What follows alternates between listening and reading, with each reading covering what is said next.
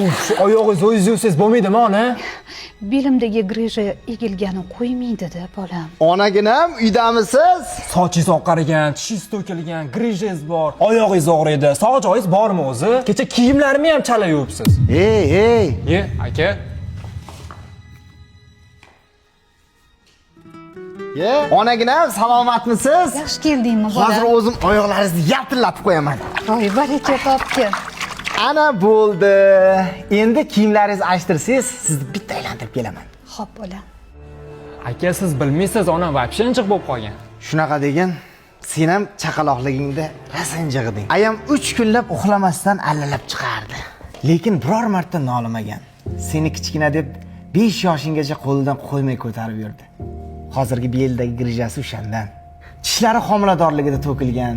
Kuniga seni 3 martalab ketingni yuvib katta qilgan onamni bugun oyog'ini yuvishga erganib o'tiribsan. Aka, Oq sochlarini bo'lsa hayot bilan g'am tashvishmas. Sen bilan men oqartirganmiz.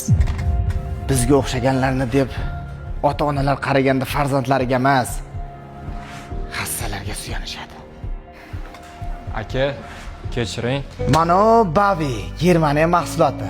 Oppoq kiyimlarni oqartiradi. Allergiya ham chaqirmaydi. Hozir hamma kirlarni shunday yuvayapti. Tushundim, aka. Endi onamga yaxshi qarayman.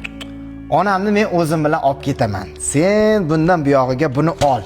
Kirlaringni o'zing xohlagandek oppoqqina yuvib, maza qilib yashaysan. Aka, Bitta narsani esingdan chiqarma. Onalar o'tgandan keyin qabriga toshmas.